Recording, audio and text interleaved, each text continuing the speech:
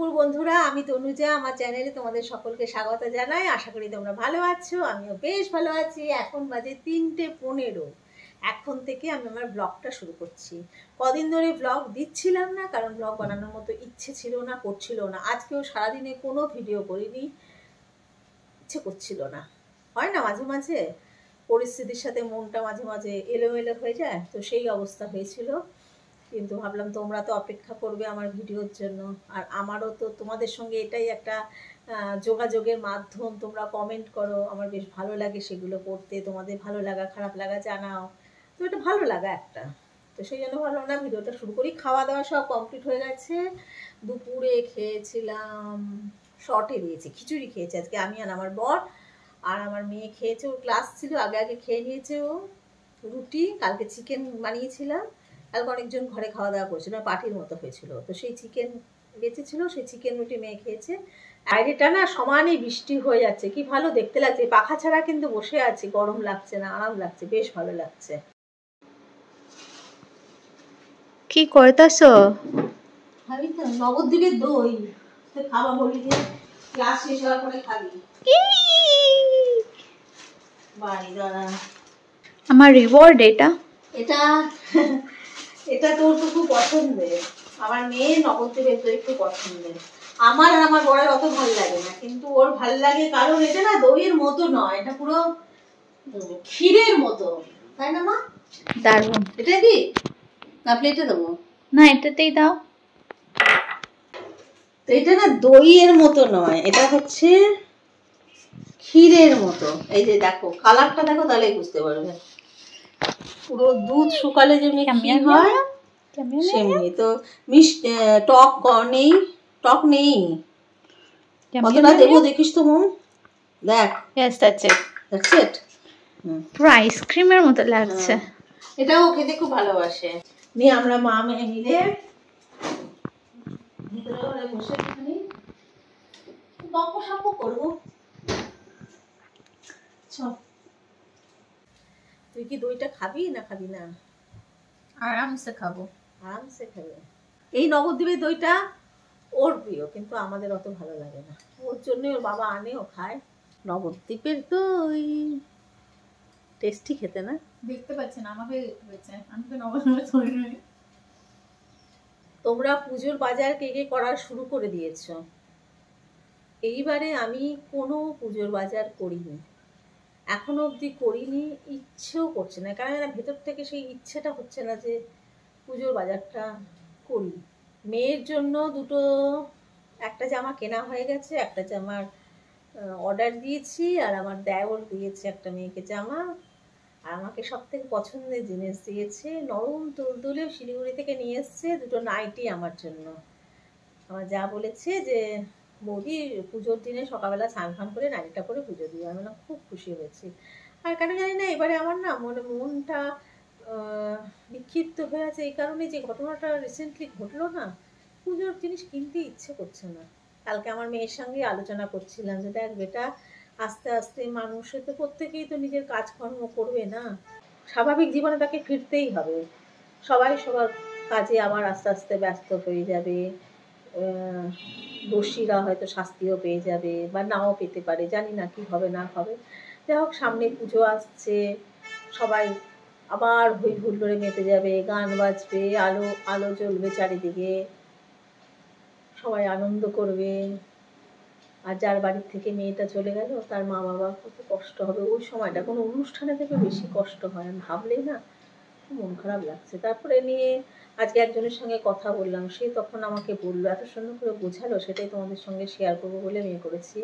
সে বলল যে এই যে আমাদের পৃথিবীতে বলো, সমাজে বলো, ভালো লোক মন্দ লোক সব লোক থাকে, তো ঈশ্বরই পাঠান, ঈশ্বরেরই তো সৃষ্টি আমরা, তার মধ্যে ভালোও থাকে মন্দও থাকে। তো আমাদের খুব মন খারাপ হয় খারাপ জিনিস দেখলে, কারোর প্রতি খারাপ হলে, কারোর প্রতি অন্যায় হলে। একটু ধৈর্য ধরলে আমার মনে হয় সব কিছুর ফলই পাওয়া, দেখতে পাবো আমরা। যে যেমনি কর্ম করবে, কর্মফল বলে তো একটা ব্যাপার আছে, নিশ্চয়ই পাবো। ইনস্ট্যান্ট আমাদের ভিতরে একটা দগদগে ঘা আছে, মনে হচ্ছে কবে বিচার হবে, কবে সুবিচার পাবে, কবে মেয়েটার মা বাবা মনে শান্তি পাবে যদি দোষীরা ঠিকঠাক দোষীরা যদি শাস্তি পায়। মেয়ে বা বাবা কেন, সবাই মনে হয় মন থেকে একটুখানি জ্বালাটা জুড়োবে। আমাদের এখন একটাই লক্ষ্য, আমার মেয়ে তো অনেক বড় হয়ে গেছে, ওকে যেটুকু শিক্ষা দেওয়ার আমার ভবিষ্যতের পথে, এবারে ও চারপাশ দেখে আমাকে দেখে আরও শিখবে হয়তো, কিন্তু আমার যেটা দেবার সেটা হয়ে গেছে। যারা একদম নতুন নতুন সন্তানের মা হয়েছ বা অনেক সন্তানকে দেখাশোনা করো, ভালোবাসো দেখাশোনা করতে, বা তাদের সাথে জড়িত রয়েছো, তাদের কাছে অনুরোধ বা মা বাবাদের কাছে অনুরোধ, ছেলেপুলেদের পড়াশোনা করাও। কিন্তু এমন করো না যে পরীক্ষায় তোমাকে ফার্স্ট হতেই হবে, সব থেকে ভালো রেজাল্ট তোমাকে করতে হবে, চাকরিতে সব থেকে বেশি উন্নতি, সব থেকে উচ্চ পদ, মানে সবসময় কম্পিটিশন জিনিসটা, এই জিনিসগুলো আমরা এত বেশি বাচ্চাদের মধ্যে ঢুকিয়ে দিই যে কখন ভুলে যাই। এগুলো করতে করতে আমাদের ভুলে যাই আমরা যে আসল শিক্ষাটা আমরা দিতে পারলাম কিনা, মানবিকতার শিক্ষা। যারা করেছে তারাও তো কারোর সন্তান, কি করে এই খারাপ কাজটা করতে পারলো? ওদের কি বিবেক বলে কোনো জিনিস ছিল না? কেন করলো? যদি কারোর প্ররোচনায় করে থাকে তাও তো সেরকম একটা ব্যক্তিত্ব থাকা দরকার যে আমি করবো না খারাপ কাজটা। এই জিনিসটা শুধরাতে অনেক অনেক সময় লাগবে, যদি এখনো মা বাবারা অনেক বেশি সচেতন না হয়ে ছেলেপুলেদের সেইভাবে মানুষ না করে। সমাজটাই গোটা কি বলবো, আর কিছু বলার ভাষা নেই। বাইরেটা এমন অন্ধকার অন্ধকার হয়ে আছে না, রাতের কিছু রান্না করা নেই, চিকেন একটু বেঁচে আছে, আমার বর হয়তো চিকেন রুটি খাবে, মেয়ে তো আর একটা মেনু আমার মেয়ে ম্যাক্সিমাম দুবার খাবে, 3 বারের বেলা ওই জিনিসটা কন্টিনিউ করতে পারবে না। তো ও যদি দেখে যে আবার চিকেনটা ওর কাছে নিয়ে আমি এগিয়ে আসছি যে মা খাবি নাকি বেটা, ওদের হয় চিৎকার দেবে, নাহলে বলবে মা আমাকে খালি ডিমের পোচা রুটি দিয়ে দাও, ওটাই আমি খেয়ে নেবো। তো রাতে বোধহয় অমনি কিছুই হবে, এখন আমি ভাবিনি। আর কালকে মায়ের ওখানে গেছিলাম, আমার ভাইয়ের বউ, ভাইয়ের ছেলেটা এসেছিল, ভাইয়ের ছেলেটা এবারে জার্মানি চলে যাবে, তো দেখা করতে গেছিলাম ওদের সাথে। মায়ের শরীরটাও ভালো ছিল না, তো ফেরার পথে আমার ভাইয়ের বউ পিঙ্কি রে, ও আমার পছন্দের সেই যেই খাবারগুলো আমি খেতে ভালোবাসি অথচ আমাদের পরিবারে কেউ খেতে চায় না, ওই জন্য আমি রান্না করি না, সেইগুলো দিয়েছে। যেমন শোলা কচু আলু দিয়ে চিংড়ি মাছ দিয়ে তরকারি আর পাবদা মাছের ঝাল। তো কালকে একটুখানি খেয়েছি, আজকে একটু বেঁচে আছে, ওটা ভাবছি রাতে শেষ করে দেবো খেয়ে। এই হলো আজকে ব্যাপার। তোমরা কারা কারা পুজোর জামা কাপড় কিনেছো, কি কিনেছো, জামা কাপড় জুতো কি কিনেছো, সেগুলো কমেন্ট করে জানিও। আমি এখনো কিনিনি, ইচ্ছে নেই কেনা, জানি না কি করবো। অষ্টমীর দিন বলে একটা নতুন কিছু করতে, দেখি কি করি, ভাবতে পারছি না এখনো। বাইরেটা মেঘলা আকাশ, আর আমি জানোই যে চুপচাপ বসে থাকলেই কিছু লেখা পড়ি, লিখি, এটা আমার হবি। তো এইরকম কবিতা এমনি লেখাগুলো দেখতে দেখতে একটা লেখা আমার চোখের সামনে এসে গেল, আর সেটা না তোমাদেরকে পড়ে শোনাতে আমার খুব ইচ্ছে করলো, তাই ভাবলাম পড়ে শোনাই। আমি কীরকমভাবে বেঁচে আছি, সুনীল গঙ্গোপাধ্যায়। আমি কীরকমভাবে বেঁচে আছি তুই এসে দেখে যা নিখিলেশ, এই কি মানুষ জন্ম, নাকি শেষ পুরোহিত কঙ্কালের পাশা খেলা। প্রতি সন্ধেবেলা আমার বুকের মধ্যে হাওয়া ঘুরে ওঠে, হৃদয়কে অবহেলা করে রক্ত। আমি মানুষের পায়ের কাছে কুকুর হয়ে বসে থাকি, তার ভেতরের কুকুরটাকে দেখব বলে। আমি আক্রোশে হেসে উঠি না, আমি ছারপোকার পাশে ছারপোকা হয়ে হাঁটি। মশা হয়ে উড়ি একদল মশার সঙ্গে, খাঁটি অন্ধকারে স্ত্রীলোকের খুব মধ্যে ডুব দিয়ে দেখেছি দেশলাই জেলে উগায়ে আমার কোনো ঘর বাড়ি নেই। আমি স্বপ্নের মধ্যে বাবুদের বাড়ির ছেলে সেজে গেছি রঙ্গালয়ে, পরাগের মতো ফু দিয়ে উড়িয়েছি দৃশ্যলোক। ঘামে ছিল না এমন গন্ধক যাতে ক্রোধে জ্বলে উঠতে পারো। নিখিলেশ, তুই একে কি বলবি? আমি শোবার ঘরে নিজের 2 হাত পেরেকে বিধে দেখতে চেয়েছিলাম যিশুর কষ্ট খুব বেশি ছিল কিনা। আমি ফুলের পাশে ফুল হয়ে ফুটে দেখেছি তাকে ভালোবাসতে পারি কিনা।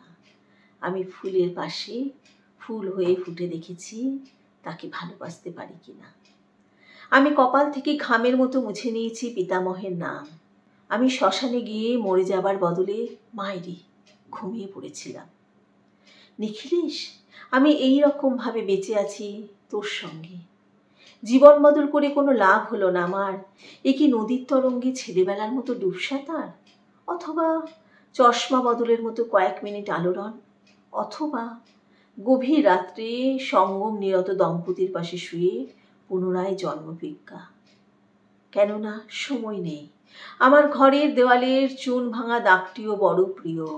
মৃত গাছটির পাশে উত্তরের হাওয়ায় কিছুটা মায়া লেগে ভুল নাম ভুল স্বপ্ন থেকে বাইরে এসে দেখি উইপোকায় খেয়ে গেছে চিঠির বান্ডিল। তবুও অক্লেশে হলুদকে হলুদ বলে ডাকতে পারি। আমি সর্বস্ব বন্ধক দিয়ে একবার একটি মুহূর্ত চেয়েছিলাম, একটি ব্যক্তিগত জিরো আওয়ার। ইচ্ছে ছিল না জানাবার এই বিশেষ কথাটা তোকে, তবু ক্রমশই বেশি করে আসে শীত। রাত্রে এরকম জল তেষ্টা আর কখনো পেত না। রোজ অন্ধকার হাতড়ে টের পায় 3টে ইঁদুর না মুশিক। তাহলে কি প্রতীক্ষায় আছে অদূরে এই সংস্কৃত শ্লোক?